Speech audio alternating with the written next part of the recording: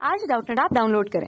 Doubtnut पर अपने सभी गणित, रसायन विज्ञान, भौतिक विज्ञान और जीव विज्ञान के डाउट्स का करो सफाया। बस प्रश्न की फोटो खींचो, एक ही प्रश्न को क्रॉप करो और तुरंत वीडियो सोल्यूशन पाओ। अभी डाउनलोड करें। प्रश्न दिया है, मूल अवस्था में एक हाइड्रोजन परमाणु के 300 नैनोमीटर तरंगदैर्घ्य एक फोटोन टकराता है, जिसके कारण फोटोन की संपूर्ण ऊर्जा परमाणु के इलेक्ट्रॉन में स्थानांतरित हो जाती है।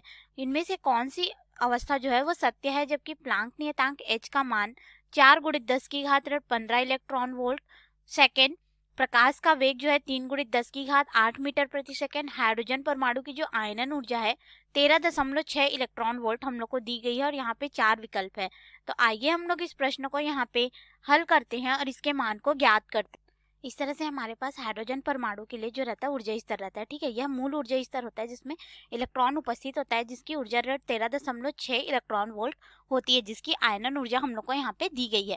तो देखिए यहाँ पे अगर हम लोग किसी फोटोन को इस तरह से आपतित करते हैं जो कि 300 नैनोमीटर का तरंगदैर्घ्य रखता है, तो यह ऊर्जा को ग्रहण करेगा कि नहीं और यह उत्तेजित होकर के जो इलेक्ट्रॉन है वह अपने मूल अवस्था से उत्तेजित अवस्था में आएगा कि नहीं, इसको हम लोग देख लेते हैं, ठीक है। ये हमारा मूल अवस्था होता है, ये n=2 से n=अनंत तक जो है हमें उत्तेजित अवस्था को दर्शाता है और इस तरह से इसके ऊर्जा का मान होता है। तो देखिए हमारे पास यहाँ पे फोटोन की ऊर्जा E बराबर हो जाएगी hc, जहाँ पे h प्लांक नियतांक है, c प्रकाश का वेग है, बटे तरंगदैर्घ्य लैम्डा, ठीक है। और ये जो मान हमारे पास रहता है ये हो जाएगा मीटर इलेक्ट्रॉन वोल्ट में। अब हम लोग इस सूत्र में मान रखेंगे और देख लेते हैं फोटोन की ऊर्जा कितनी होगी, ठीक है। इसको EP से दर्शा देते हैं, फोटोन के लिए है इसलिए।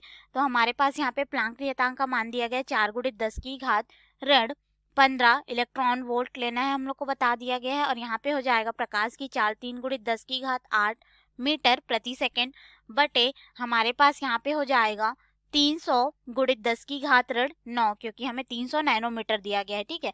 अब देखिए 10⁻9 ऊपर जाएगा धनात्मक 9 हो जाएगा और इसके साथ जुड़ेगा तो 17 हो जाएगा, फिर इसके साथ ये घटेगा तो 10⁻2 हमारे पास बचेगा। उसके बाद हम लोग 100 से इसको कटा देंगे तो हमारे पास 4/3 हो जाएगा और यहाँ पे 3 हो जाएगा। तो ये जो 3 है इस 3 से कट जाएगा तो हमारे पास यहाँ पे फोटोन की ऊर्जा हो जाएगी 4 इलेक्ट्रॉन वोल्ट, ठीक है, क्योंकि मीटर से मीटर कट गया हमारे पास।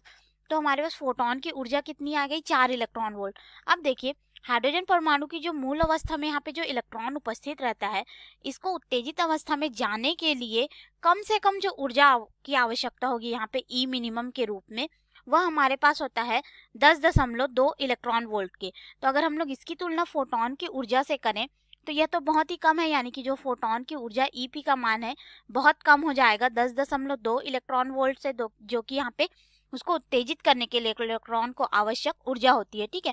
तो यहाँ पे कोई भी उत्तेजन नहीं होगा क्योंकि यहाँ पे फोटोन की ऊर्जा का मान जो है वह कम है हमारे पास उत्तेजन ऊर्जा से। तो इसके अनुसार हम लोग अपने विकल्प में आएंगे तो पहला दिया है इलेक्ट्रॉन परमाणु से बाहर गिरा दिया जाएगा, तो ये तो गलत हो जाएगा क्योंकि उत्तेजित होगा ही नहीं तो कहाँ से गिरेगा।